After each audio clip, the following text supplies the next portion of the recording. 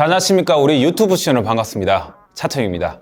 자, 오늘 윌리엄 오닐의 종목을 공개하는 날입니다.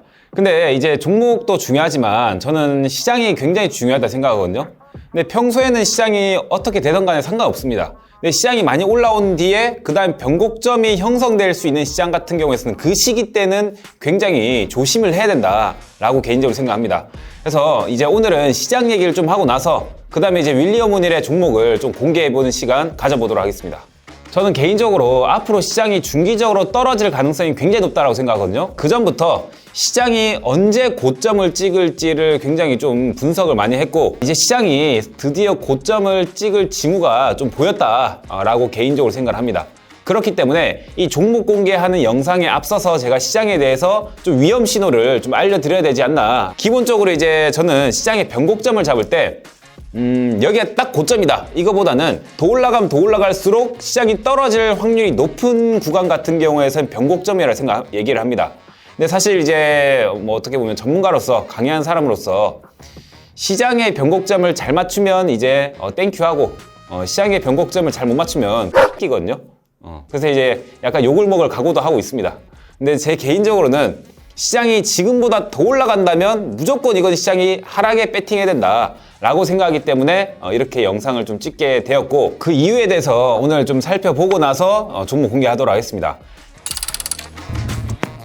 자, 시장의 하락에는 정말 여러 가지 이유가 있습니다. 근데 이제 여기 보시면 세 가지만 적어놨는데, 우리 개인 투자분들이, 그러니까 제가 너무나 자세한 것들 얘기하면 갑자기 머리가 좀 지진이 날 수도 있고 그렇기 때문에 간단한 거 세 개만 좀 공개를 하겠습니다.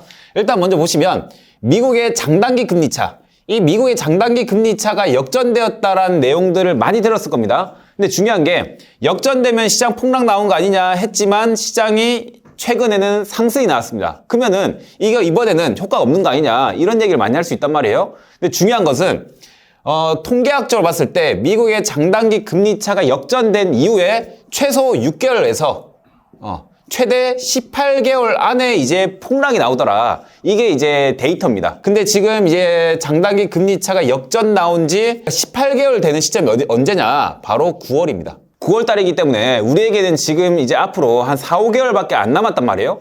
근데 결국에는 시장이 더 올라간다 하더라도 이거는 고점을 찍을 수밖에 없고, 시장이 만약 횡보를 한다면 그 이후에 나중에 폭락이 나올 가능성이 크다라는 것이죠.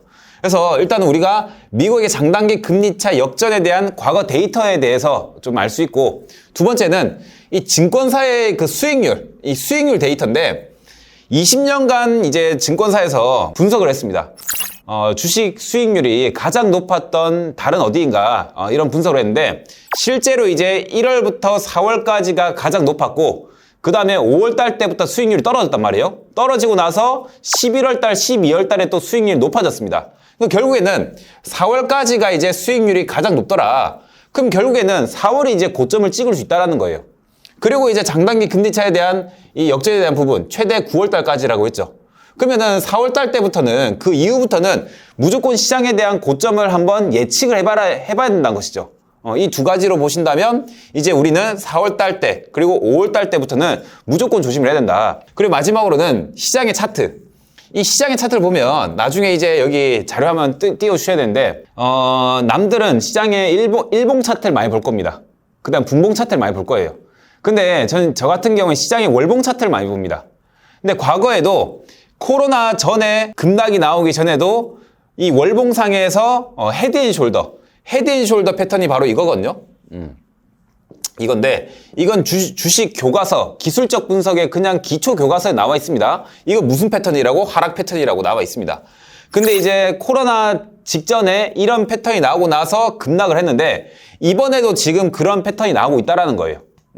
그래서 이런 것들을 전반적으로 이제 접목을 다 해봤을 때 이건 시장이 이제 앞으로 더 올라간다라기보다는 시장이 떨어진다에 배팅하는 게 조금 더 확률이 높지 않을까 생각을 합니다.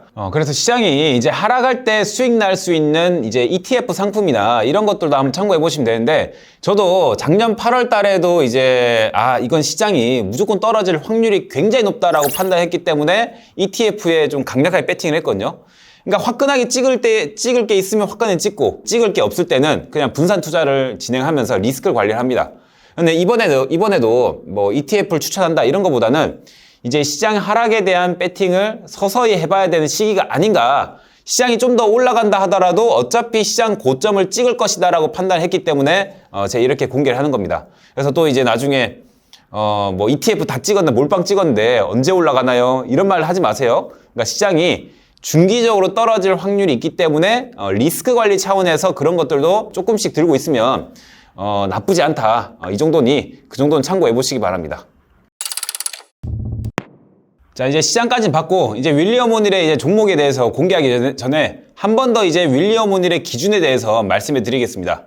자, 윌리엄 오닐은 재무적인 기준과 비재무적인 기준이 있다 했는데, 재무적인 기준에서는 바로 이 5가지를 거의 보시면 됩니다. 그러면 첫 번째, 분기 EPS가 최소 25% 이상 이제 상승이 나온 종목들 뽑으라 했고요. 그럼 연간 EPS가 최소 25% 이상, 이것도 똑같습니다. 그 다음에 EPS만 증가하면 안 되니 매출액 증가율까지 최소 25% 이상인 종목. 그 다음에 ROE가 최소 17% 이상인 종목. 그러니까 부채 비율이 낮은 종목.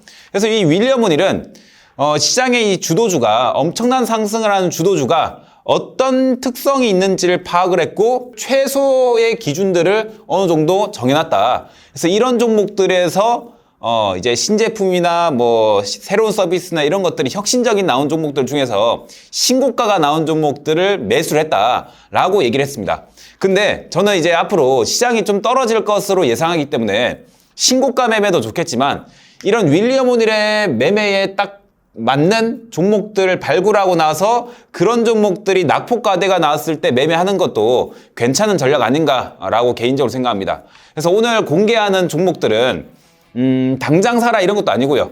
시장의 이제 상황에 맞게 낙폭과대가 되었을 때도 매매해 보셔도 괜찮을 것 같습니다.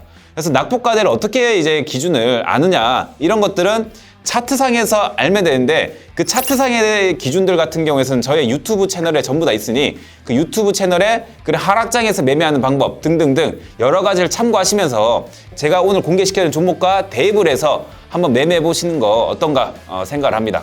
그리고 이런 종목들이 성장주이기 때문에 마음의 불안함이 없는 낙폭과대 매매를 해서 분할 매수하다 보면 또 이게 수익 나거든요. 이렇게 하면서 마음 편한 매매를 할 수 있지 않을까 개인적으로 생각을 합니다. 그래서 종목 보시고 다음 이 시간에 또 뵙도록 하겠습니다. 다음 대가에서 만나요. 빠이.